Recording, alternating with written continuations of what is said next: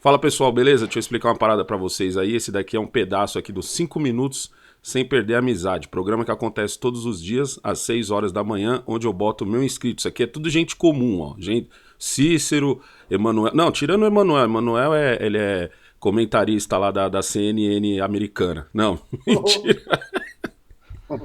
Vamos lá, É de vamos lá. Portugal.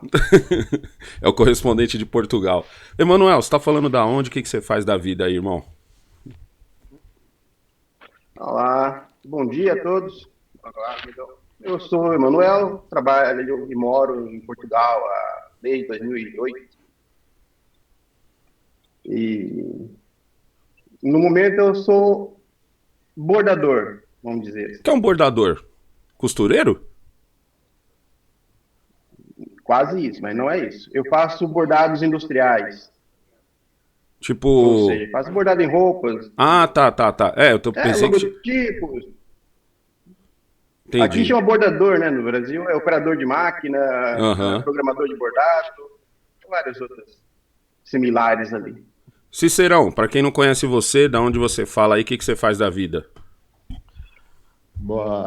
Bom dia para vocês aí. Já ia falar boa tarde. Eu moro aqui no Japão, né, já há 24 anos, e por coincidência eu sou cearense, Aham. né? E já estou aqui Bacana. esse tempo todo e trabalho aqui com funilaria mecânica e pintura no Japão, e eu vivo disso. Então é daí que tá ouvindo essas batidas aí, né? Tem alguém usando martelinho de ouro aí. Ô, Rivaldão. Rivaldão, pra quem não te conhece, da onde você fala, o que você faz da vida aí? Hoje tá de E folga, aí, né? Que minha hoje tá de gente? regata? Não, hoje é feriado aqui. Ah, Hoje é feriado. Então, gente, bom dia. Meu nome é Rivaldo, falo de Franca. Na verdade, estou de folga não. Trabalhei, mas com uma regata, tá um calor insuportável. aham. Vai chover. E Beleza, estamos pessoal. vivendo, né? Vamos fazer o react aqui, todo mundo junto, de um trecho da participação do grande Mota lá na Jovem Pan. Deixa eu colocar aqui na tela aqui. Cadê aqui? Aí, todo mundo tá conseguindo ver certinho aí, tá, né? Ótimo. Vamos lá, aqui. Aí a gente deixa o Mota falar. Mota, essa presença do presidente Jair Bolsonaro nessa posse dos dois ministros foi mais por um sentido protocolar, já que esses ministros foram indicados por ele? Ou você percebe que com o passar dos dias ele está começando a ampliar a sua agenda depois daquele período mais em silêncio, mais em reclusão? Olha, Lívia, quem sou eu para comentar o que o presidente Bolsonaro está fazendo? Quem sou eu para criticar o presidente nesse momento? Quem sabe o que ele sabe? Quem sofreu o que ele sofreu? Não fui eu que dei ao presidente Bolsonaro a ideia de montar um ministério técnico com gente competente, sem apadrinhamento político. Não fui eu que sugeri ao presidente Bolsonaro defender a liberdade. É o primeiro presidente que eu me lembro na minha vida inteira que defende a liberdade nos seus discursos. Não fui eu que convenci o presidente a ser fiel aos valores e ideias que ele defendeu, ao contrário do que faz a maioria dos políticos. Promete uma coisa na campanha, quando começa o governo, faz outra. Não fui eu que fiz todos os sacrifícios que o presidente fez em nome de ideias e de valores. O Brasil agora está cheio de gente esperta, inteligente. O Brasil está cheio de malandros. São esses que estão querendo voltar ao poder, cheios de apetite, cada um com um truque diferente. Eu prefiro ficar com o presidente Bolsonaro e o seu silêncio. Eu prefiro ficar do lado dos manés. O Mota é foda, né, mano? Puta que pariu, velho. O Mota é sensacional, velho. Ó, ele e o Paulo Figueiredo. Ele e o Paulo Figueiredo são dois caras que eu olho assim e sinto vergonha quando eu faço um comentário, velho. Porque eu acho que eles estão num nível, tá ligado? Muito grande aqui. Vou começar com o Emanuel, primeira participação dele aqui. Emanuel, o que você acha do silêncio do presidente? Acha que ele tá certo? Entendeu? E como você vê essa... Você saiu do Brasil em 2008, então você saiu quando o chicote estava estralando. Entendeu? Como você vê agora, você tem que olhar pra trás e falar assim, caraca, gente, vocês estão repetindo 2008. quando eu saí daí. Como você vê, Manuel? Assim, foi com tristeza que eu fui votar em Lisboa. Eu vou te dizer, tinha muito lulista, petista votando em Lisboa. E eu falava, tipo assim, não, a fraude, se falar assim, foi fraudado, se fosse só pela minha visão de Lisboa, eu falava assim, não teve fraude, normal, venceu no voto, né? Só que a gente acompanhou tudo o que acontecia no Brasil, quer dizer, o Brasil era outra realidade, que se vê aqui, né? Quem está fora é outra realidade de eleitor. Então, o silêncio do Bolsonaro, a gente entende, porque se ele falar qualquer coisa fora da linha, o pessoal está doido para prender ele. Uhum. Está doido, né? Então, se ele falar qualquer coisa, eles vão colocar ele já coloca ele nos atos antidemocráticos, já coloca ele em fake news, já colocam ele. E o pior, né? A mídia vai apoiar isso. A imprensa vai apoiar que prendam ele. Assim como os artistas vão apoiar, né? Quem tem interesse no poder vai apoiar. Então, Exatamente. por isso que o silêncio dele se faz necessário. E ele só pode falar agora se ele tiver certeza do que ele vai fazer. Me tira uma Ou dúvida. ele entrega o governo. Me tira uma dúvida, Emanuel. Você saiu no 2008, assim, eu acredito que foi o começo da descida da ladeira, certo? 2008, que é quando o Lula passa para Dilma. 2008, né? 2008. Que aí quando ela já assume e o carrinho de rolemã desce sem freio essa ladeira. Por que as pessoas aí fora votaram? Porque eu consigo entender quem tá aqui dentro, sabia? Eu consigo entender quem tá aqui dentro, porque aqui dentro você tem uma seleção de fatores de pessoas que eu vejo que votaram no Lula, que eu conheço que votaram no Lula. Então eu consigo entender o argumento. Acho absurdo o argumento? Acho absurdo. Mas é tipo quem come jiló. Eu consigo entender porque o cara acha gostoso, mas eu não consigo comer, tá ligado? Mas pra quem tá... O que você tem contra de jiló? Tá? Aí, ó. Ó um gilosista aí, ó. Mas aí, você vendo aí fora, Emanuel, você vendo aí fora, eu acredito que teve muita gente que, não sei se foi o seu caso, mas tipo, saiu porque falou assim, cara, o Brasil tá na merda, tá na hora de eu buscar um negócio melhor. Por que essa pessoa vota no PT? Não é, pra mim não é nem mais uma questão de votar no Lula. Por que essa pessoa vota no PT? Entendeu? Sim. Olha, eu posso dizer que teve dois cenários na eleição passada e nessa eleição atual. Na eleição passada, o Bolsonaro venceu em Lisboa. E venceu praticamente em todos os países fora, tirando a França, tirando Cuba. Foi onde o Bolsonaro perdeu, mas Bolsonaro venceu. Nessa eleição, o Bolsonaro teve mais votos do que na primeira, só que mesmo assim, perdeu. Quer dizer, eu posso dizer que talvez foram os petistas que saíram do Brasil em 2018 e vieram para cá. Só pode. Não pode o Bolsonaro ter os mesmos, mais votos e ter perdido. Esse é um bom argumento. E na eleição passada, a gente só viu que só tinha bolsonarista aqui. Tanto é que o Haddad perdeu feio. E agora o Lula vence. E eu vi a fila. Na fila é muita gente do Lula. Então parece que esse povo chegou agora 4 anos atrás. Eu conheço gente que saiu do Brasil ali com 1 ano de governo Bolsonaro e votou Lula fácil. Na Nova Zelândia até.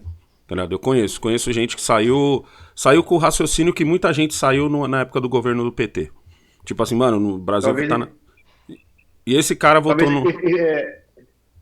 influenciado pela mídia, pela esquerda, que haveria um golpe, que ia perseguir todo mundo, que esse foi o marketing, né, da imprensa, foi o marketing da oposição. Vai ter um golpe, vai ter um golpe, vai ter um golpe. Tanto que era piada, que era a gente, tipo assim, gente, quando é que o golpe acontece? Porque eu tô esperando o golpe, e até agora nada do golpe.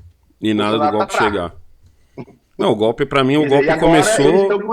Eles estão com esse discurso pronto agora pro final do mês, final do ano. Se chamar o exército, tá vendo? Nós estávamos certos. O Bolsonaro ia dar o golpe. Pra mim, o golpe... Bolsonaro tá em silêncio. O golpe começa quando solta o Lula.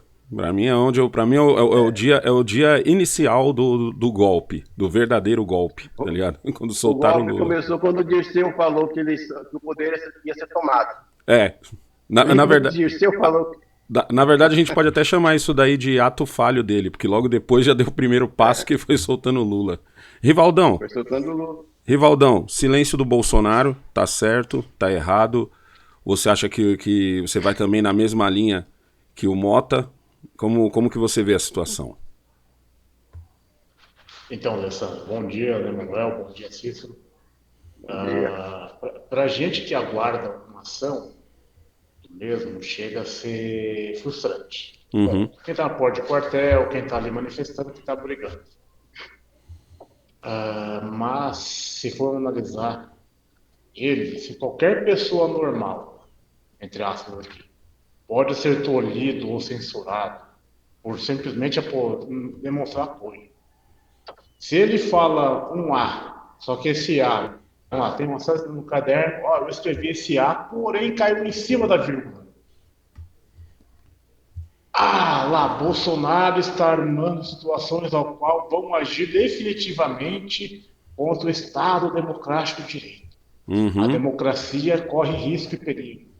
Nós, iluministros, para não falar os termos não diretos, nós, iluministros, iluminados, já prevíamos que estes amantes da ditadura, defensor de Ustra e demais grandes ditadores do Brasil, iria agir dessa maneira. É o que vão, a retórica será essa. Eu até queria fazer a pergunta para o Emanuel, como você falou que tem muito petista, eu disse em Portugal. Infelizmente, Portugal é muito mais esquerda, né, Emanuel? Direita, né? Atualmente tá na esquerda. Aqui aconteceu a mesma coisa que acontece no Brasil. Tem o PT e tem o PSDB. Que aí o PS e o PSD. É a alternância de poder deles é ali. Alternância. Então, no caso, o pessoal que vota é aquela memória afetiva. E em 2008, quando ele foi para sair, nós tivemos a crise, né? Começou a crise. No Brasil será só uma marolinha.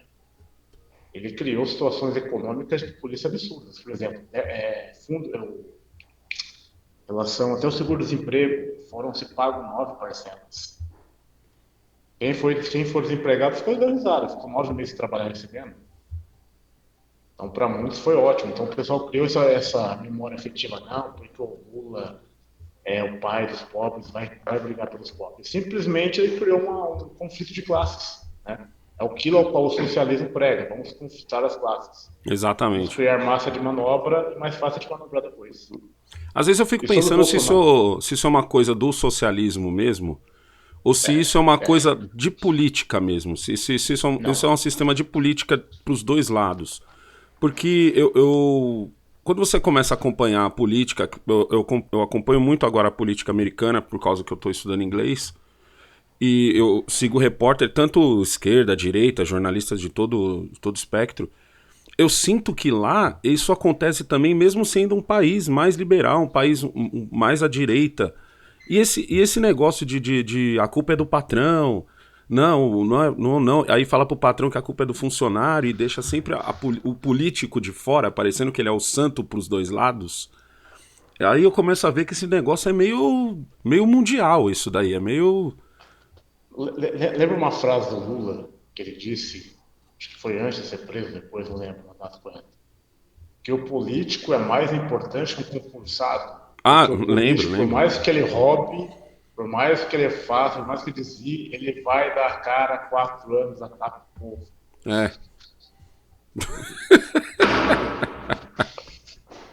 É o poder da oratória, né, mano? Porque qualquer um ouviria esse discurso e falaria, mano, você é louco, olha a merda que esse maluco tá falando. Mas ele tem um poder de oratória de que o nego aplaudiu quando ele falou isso. Não, e você falou do socialismo, isso é prática dele. Se você já leu, você fala, mas você falasse. É só pegar o decálogo de Lenin. Vamos criar conflito entre as classes. Isso é ponto. Vamos erotizar a juventude, vamos tirar as armas do povo. Vamos colocar todo o decálogo, não dá de cabeça. E até há 2 dias atrás, o que o Gustavo disse, nosso colega carioca lá, o nosso petista, eu até queria complementar. Bolsonaro não é uma cereja do bolo. Bolsonaro foi uma semente que foi plantada em terra árida. Exatamente. A árvore está crescendo, está se enraizando e criando frutos. Porém, ela é frágil e tem que ser defendida. Outro dia eu falei no Linha de Frente que o Bolsonaro é o moleque que gritou que o rei tá nu. Tá eu falei assim, mano, o maior legado do Bolsonaro é esse. Ele chegou e gritou que o rei tá nu. E todo mundo teve que admitir, né, que o rei realmente estava nu. Cícero, silêncio do Bolsonaro. E como você que tá aí no Japão vê essa coisa de brasileiro que votou Lula, que votou PT, certo? Você deve provavelmente ter visto alguns brasileiros aí conhecido alguns brasileiros que fizeram isso. Como que você enxerga essa situação? Bom, Negão, em primeiro lugar eu queria desejar um bom dia para vocês, os nossos colegas que estão na live também. E eu vejo o seguinte, o Bolsonaro, eu vejo assim, ele, cara, quando ele entrou, já começaram a tentar sujar a imagem dele, falando que ele era genocida, que ele era contra isso, contra aquilo, e aí caíram em cima, tentando todas as maneiras manchar a imagem dele. E ele sempre falando, não vou sair fora das quatro linhas, já começou cortando o toma lá da cá, já destruiu isso aí. Que os políticos, às vezes até aquele que dá o tapinha nas costas dele, às vezes de repente pode estar no meio do sistema, sabe? Exatamente. Porque a gente sabe que o político, ele só quer ver o dinheiro entrando no bolso. A partir do momento que o cara chega e corta, que foi a mesma coisa que ele fez também, cortou a grande mídia que recebia o dinheiro, todo mundo se revoltou contra o cara, entendeu? Então, ao mesmo tempo, ele foi abrindo os olhos do brasileiro. O brasileiro começou a ver, opa, esse cara é diferente, esse cara aqui, ele não é igual aos outros. E ao mesmo tempo ele foi trazendo a população para perto dele e mostrando que é possível ser honesto, é possível fazer as coisas sem roubar. Isso aí, meu... Agora, o que eu não entendo, esses políticos velhos, que eles morrem e não saem de lá do poder. E é tudo aqueles que ficam maquinando para fazer o mal. E eu não sei, cara, como que um Renan Calheiros ainda está lá no poder. E isso é uma coisa que envergonha a gente, mano. Envergonha a gente, é isso daí. Acho que às vezes a gente tem mania de se concentrar muito no Lula, né? Porque é, sei lá, o mais famoso, vamos dizer assim, né? Até internacionalmente. Mas se você para pra pensar assim, mano, a gente tem uns personagens na política brasileira, que é aquele personagem que não quer ficar famoso, sabe? Aquele que não faz barulho, um Kassab, um Paulinho da Força, um Temer. É uns caras assim que você fala, mano, tipo, o Lula... É que o Lula é o bucha de canhão, né, mano? É o famoso. Mas exatamente. Aí como que eu entendo? Aí como que eu entendo? Aqueles caras pegam e falam assim, não, vamos dar um jeito aqui e trazer o Lula, que acho que é o único que nós conseguimos passar uma rasteira no Bolsonaro. É assim que eu vejo. Agora, o Bolsonaro, ele tá numa sinuca de bico. Por quê? Já estão querendo prender ele desde que ele tomou posse. Agora, negão, o que mais me revolta, o cara tentou fazer tudo certo. Ele não governou 4 anos, ele governou menos de 2 anos, porque 2 anos foi de pandemia. 2 anos foi de pandemia. Tomaram os direitos dele de governar, de tomar as medidas na pandemia. E aqueles mesmo que tiraram o poder dele, de agir na pandemia, culparam ele. Os mesmos que tiraram o poder culparam ele de não ter agido. Meu, não dá para entender a coisa de tá achando... É como se falasse assim, seus brasileiros, vocês são otários. A gente faz o que quer aqui com vocês e com o presidente e nós que manda. É isso que eu entendo. Agora, pra gente finalizar, teve uma coisa que eu falei ontem, um comentário que eu fiz ontem no Linha de Frente, que é o seguinte, quem é desenrolador, o cara vai fazer dinheiro, não interessa o presidente. Não interessa o político, entendeu? O cara que sabe desenrolar, ele não trabalha em prol de tem alguém lá me representando. Ele trabalha em prol de eu vou me desviar do... É um driblador. Eu sempre falo, é como se fosse um jogo de futebol onde não tem mais 10 pessoas em campo com você. Tem só você. você contra os 11. Os 11 são o Estado. Quem é desenrolador consegue driblar todo mundo e ainda dar um chapéu no goleiro e fazer o gol. O problema é que a gente vive num país onde a maioria das pessoas vão perder a bola no meio de campo e vai virar um jogo de bobinho, sabe? Aquele onde você tem que tomar a bola do outro, fica aquele círculo e um tocando a bola pro outro. Esse é o grande problema do Brasil, mano. E o brasileiro, ele parece que gosta de ser o bobinho, porque de vez em quando, alguém vai sem querer tocar a bola pra outro, mas vai pegar nessa pessoa. E aí pro brasileiro aquele cara me ajudou.